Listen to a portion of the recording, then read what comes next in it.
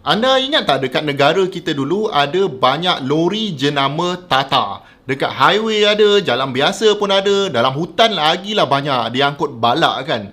Tapi tiba-tiba lori Tata ni macam hilang tau. Sekarang diganti dengan lori-lori lain. Sebenarnya apa yang berlaku? Pada tahun 90-an macam tu, banyak jenama-jenama daripada Jepun dah masuk.